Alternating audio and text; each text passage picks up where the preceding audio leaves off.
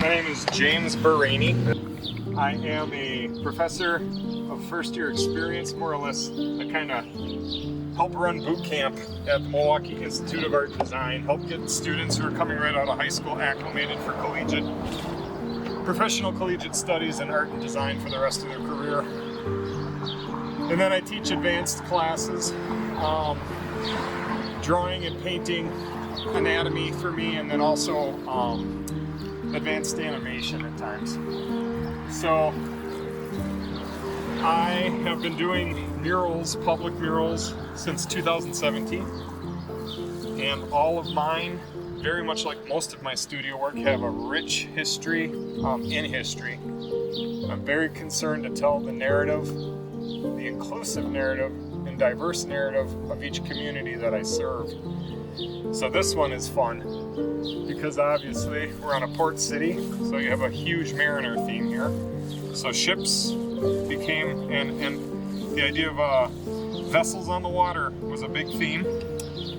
I went as far back as indigenous culture. We found some great reference prints of Menominee and Winnebago, which would have been akin to this area, using, not in the lake obviously, but using canoes to harvest rice in nearby plateaus. So we incorporated that, and then you have a couple of, this community has a couple of famous ship sinkings that have happened, so I had to do a lot of research. One tragically burned, and several lives were lost at the lake. So we have recreated that moment in the mural. The ship is on fire, struggling to stay afloat. And then as the composition segues to the side, the stoic turn-of-the-century lake house is incorporated. That's still in your harbor. And the waves are just pounding it without mercy. Seagulls are flying rampant in the sky. And then as the water's calm, you see a schooner. So then we start to make a transition in time. And the schooner, what follows that then are calmer waters. The sky, less angry. More a beautiful kind of a Wisconsin sunset. And then there's a huge focus in the mural of three individuals, a woman, an older gentleman, and a young boy with a dog sitting on one of the piers, kind of showing their trophy of fish that they've caught. And then as we segue all the way out, we see the actual marina, and with the older historic buildings, all the federal design and the simple slap-up kind of townhouse, row house kind of situations that we were able to find.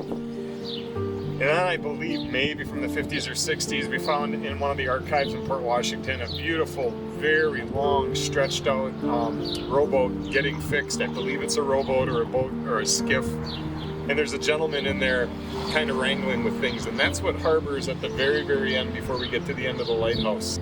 These images are built in Photoshop, manipulated digitally, and then what I do is I use an Italian Renaissance grid transfer system, so that's exactly what I'm doing right now.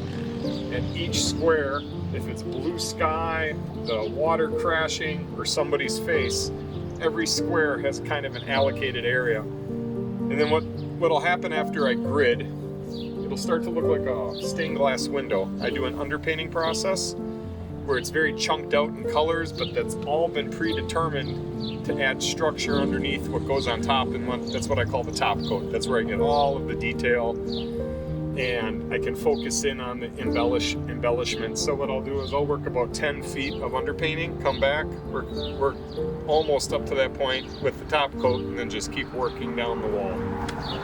And then when I'm getting close at the end of the mural, that'll be kind of a dance. I'll be walking around with specific colors, back and forth.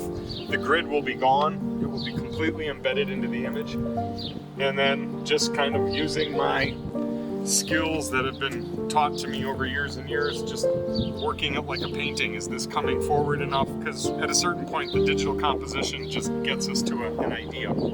It still becomes a painting. So you're always gaining something and losing something in that translation process. And I believe we started this process with a committee from the community, I'd say almost 4 years ago. And originally I was slated to do a different building, but they found this one and they thought my concept would be a better placed position here. So I've been waiting patiently to come to port and start this process. And it's kind of all coming to a full head right now. So we'll see how much I get done. This is a rare bird that I'm not on a lift. It's really nice not being on a lift, but it also has its challenges because I have to do a ton of push-ups and get up and down and constantly be on the ground here. So we'll see how the speed, the growth and development of this happens. But obviously I'm also, I'm completely at service to the weather.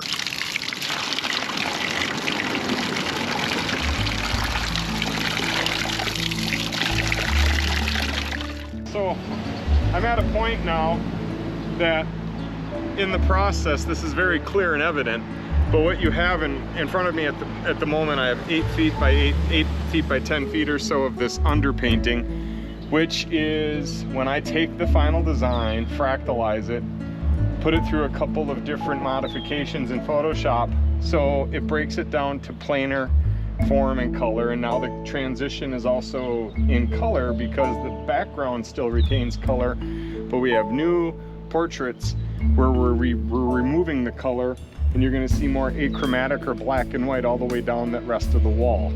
My next task here, I'll remove the tape so I can see where my gridding is, and then this is the gentleman holding his trophy trout, smoking his stogie.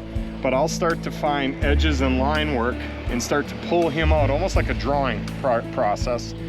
Not that I'm gonna draw it, but I will be finding those edges and those contours and then deepening and enriching the tones, any of the texture on the fish, modeling. If I can't see something, I'll model it or find something to help support what's going on here. But once I get the line work done, just like I'm doing with her, then I'll start to tonally enhance him in the same way. And she looked the exact same way the last time I was here. It was all fractal glass, it looked like a shattered window, and slowly the development happened. So this is that underpainting process, the top coat, and then at the very end I float for a day or two and just tweak and finish things as I feel that they should be, because at that point the entire design has been laid out and it belongs where it needs to be for correct proportions. From time to time when I'm using historic photographs and I really like the essence or the feel that's coming from the photo, especially emotionally, it's really important to me. I'll notice sometimes the photos are really granular. They might be from an old daguerreotype or tintype, and no matter how much I zoom in, I can only make out the most faint, even if I do a contrast and adjustment, which I have done on this original image. I'm just showing you the original. There's a lot of information here, but there's a lot hidden. Another tool I have been having a lot of success with, I might take a section of an image, let's just say the dog as an example, and I'll bring that dog, that photograph in from AI, into AI rather. I'll bring the photograph, the original document, into AI and ask it, tell it exactly what I want to do, give it a prompt, and then ask it if it can render a slightly better version or a more defined version. And so now I work back and forth between the version that AI gave me and the actual photograph. So I have a compromise between the two. I find this connected oddly to AI in a futuristic manner, but I'm using it in a very specific way because I'm not asking it to generate a dog. I'm saying, take this image and give me modifications if you could. So I did a little bit of that with the dog, a little bit with the modeling on the boy's face, because the boy's face is almost completely blurred in the photograph. And this way it gives me something to respond to when I'm doing my final painting, coming back and forth. Now, these are all beautifully structured for me, and I can come back in and articulate moments very specific, while other moments will be very fluid. And that's how my work goes. There'll be moments that are just extremely tight and rendered, and then it just dissipates into mark making. Now we're getting into the kind of the last third segment here, and where I'm at this point is following the underpainting. I come in with linear structure.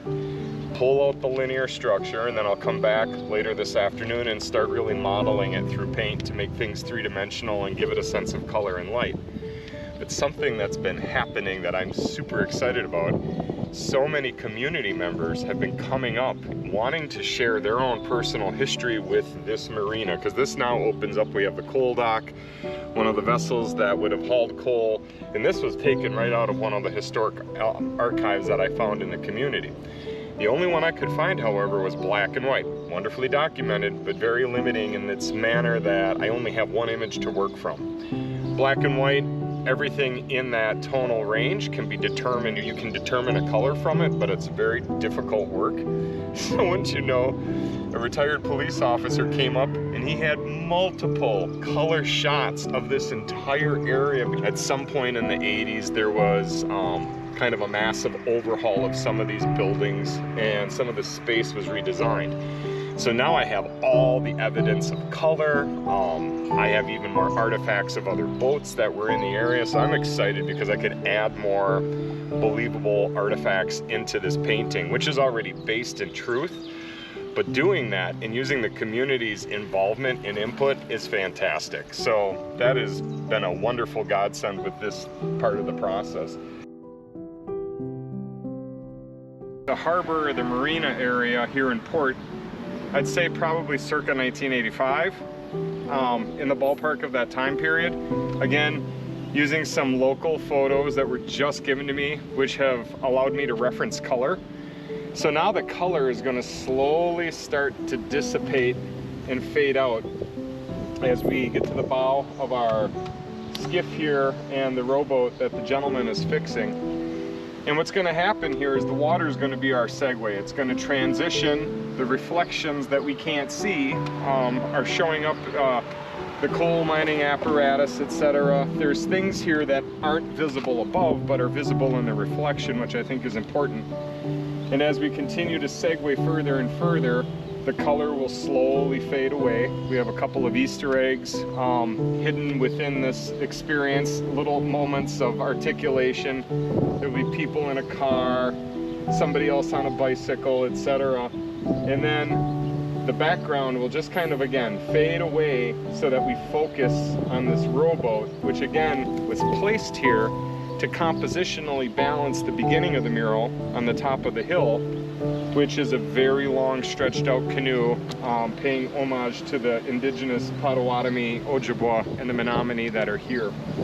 So this is a big area of transition, and it's extremely complicated to paint because it's all reflection. So I'm painting things upside down and inversed in an inverse manner. And not only are the elements reflecting, but I have to think about what the sky color would be. And again, we use this kind of beautiful Wisconsin sunset embedded into the image. So you're going to see a lot of pinks, possibly some oranges mixed in with the greens and the purples. Almost a beautiful triangle of the secondary colors, orange, purple, and green, kind of flaring up and then fading out until we get into what's called achromatic, just black and white transition. And that'll sum up the entire thing. So we'll go from about 1835 to approximately 1980-85, and that's the entire swath of time that this image depicts moments of Port Washington's history.